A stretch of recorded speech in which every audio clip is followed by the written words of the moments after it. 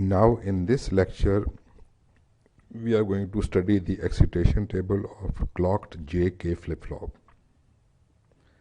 If you recollect, in the last lecture we studied the excitation table of clocked RS flip-flop.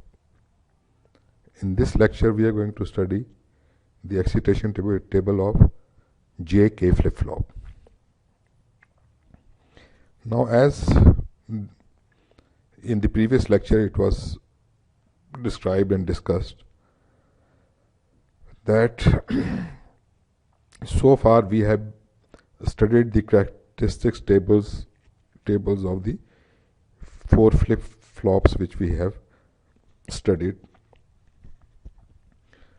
Now in this lecture we are going to draw this characteristic table in another form.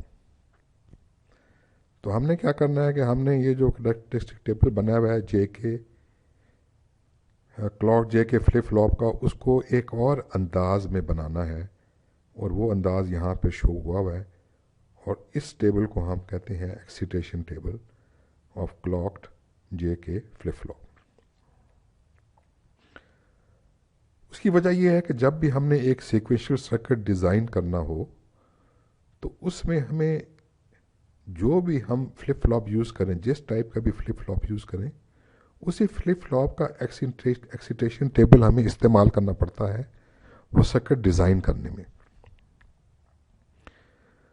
तो last time हमने RS flip flop का excitation table study किया था, उसी तरह हम जे के flip flop का एक्साइटेशन टेबल जो है उसको हम स्टडी करेंगे और देखेंगे कैसे बनता है।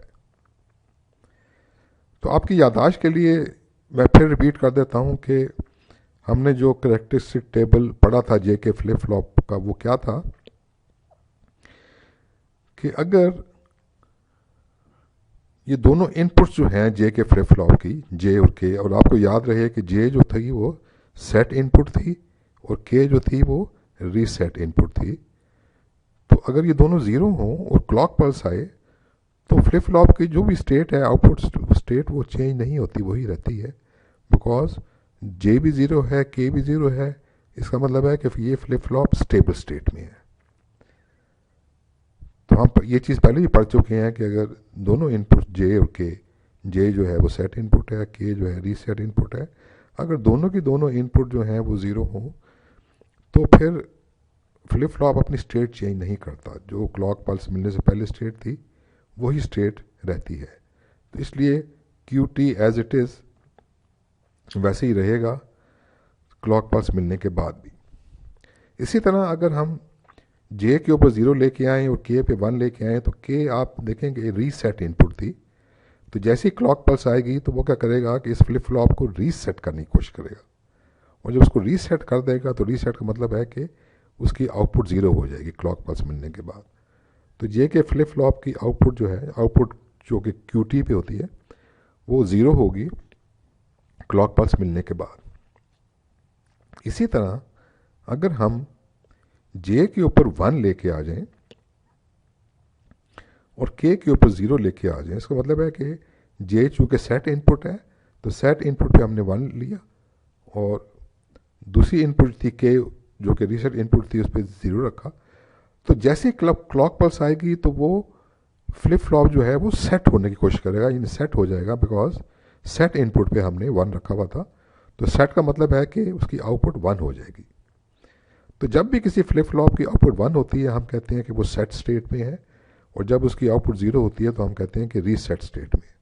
तो यहाँ चूँकि उसकी आउटपुट 1 है तो हम कहते हैं कि फ्लिप फ्लॉप जो है वो सेट स्टेट में चला गया है।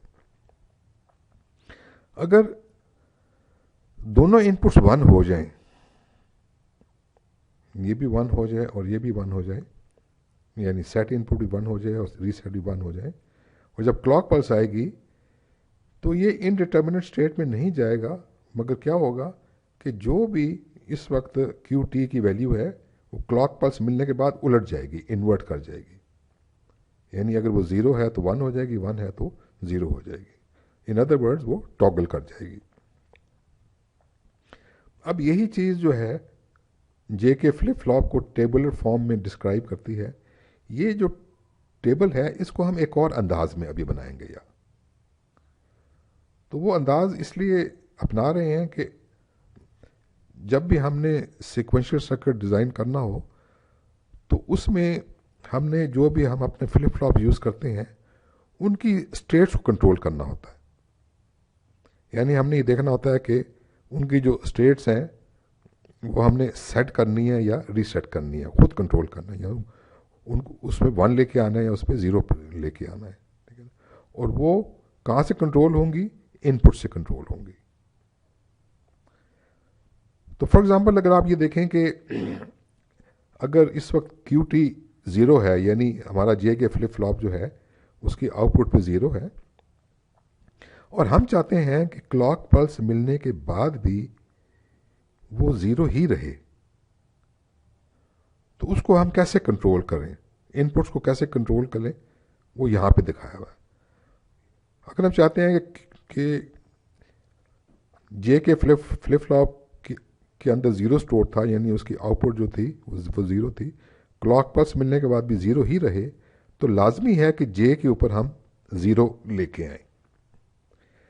और के पे अगर आप नोट करें कि अगर 0 भी हो या 1 भी हो तो उससे कोई फ़र्क नहीं पड़ता, क्योंकि अगर 0 होगा, के 0 होगा तो फिर भी ये क्यू टी प्लस 1 पे भी वही रहेगा, चेंज नहीं होगा।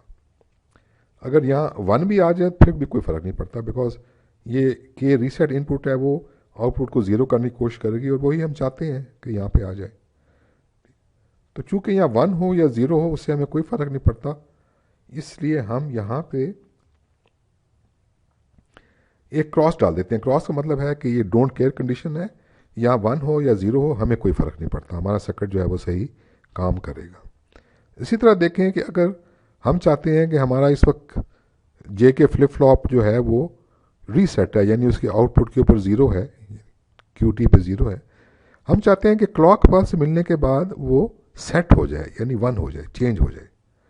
तो लाजमी बात है कि हमें इनपुट्स पे जे के ऊपर 1 लेके आना पड़ेगा, क्योंकि जे सेट इनपुट है, तो हम इसको जब 1 पे लेके आएंगे तो हमारा जो जे के फ्लिप फ्लॉप है वो सेट हो जाएगा क्लॉक पल्स मिलने के बाद।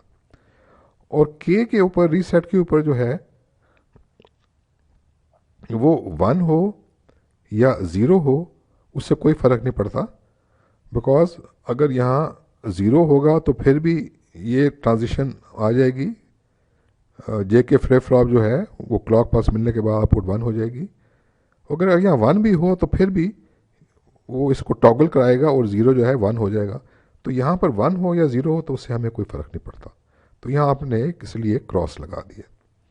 मगर नोट करें कि जे पे 1 लाना लाजमी है। इसी तरह अगर आप देखें कि इस वक्त हमारा जो जे के फ्लिप फ्लॉप है उसकी आउटपुट पे इस वक्त 1 है, यानी इस वक्त वो सेट स्टेट में है, और हम चाहते हैं कि वो आउटपुट जो है उसकी क्लॉक पल्स मिलने के बाद 0 हो जाए, यानी वो रीसेट स्टेट पे चला जाए या उसकी आउटपुट जो है 0 हो जाए। तो फिर हमें के ऊपर 1 रखना लाजमी है, जे के ऊपर 0 हो या 1 हो उससे कोई फ़र्क नहीं पड़ता।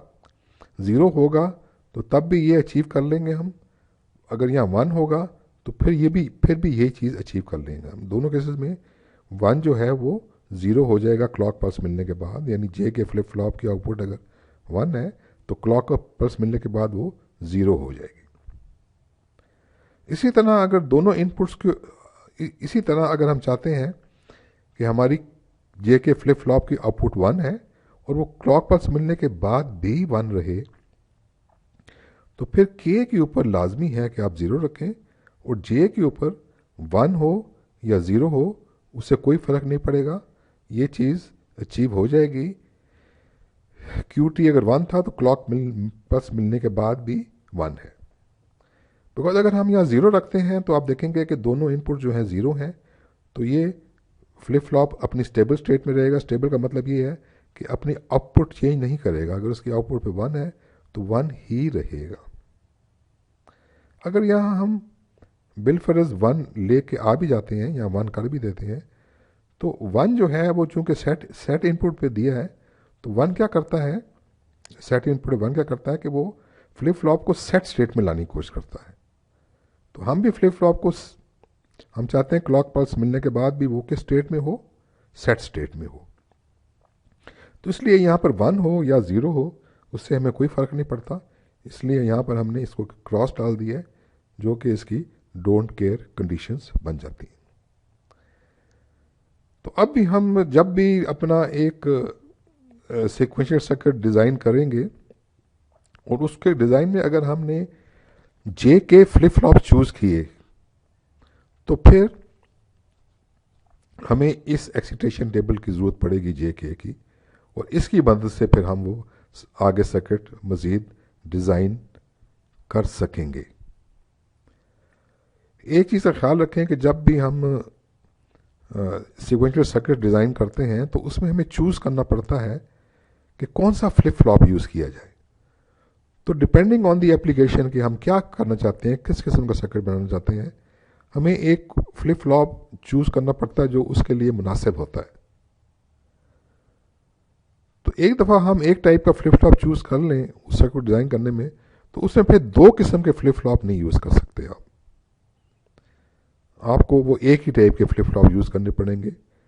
अगर 2 यूज़ करने पड़े, 4 करने हैं, 8 करने हैं, जितने भी करने हैं फ्लिप फ्लॉप्स, वो हमें एक ही टाइप के करने पड़ेंगे। और फिर उसी जो भी हम फ्लिप फ्लॉप चूज़ करेंगे उसके एक्साइटेशन टेबल की हमें ज़रूरत पड़ेगी ताकि हम मज़ीद को डिज़ाइन लेके आगे चलें। तो ये था कैरेक्टरिस्टिक टेबल को रीड्रॉ करके एक्साइटेशन टेबल में बनाना। उसका तरीका जो था वो आपको बताया गया है। और नेक्स्ट लेक्चर में हम डी फ्लिप फ्लॉप और टी फ्लिप फ्लॉप के एक्साइटेशन टेबल बनाएंगे। Okay, thank you very much.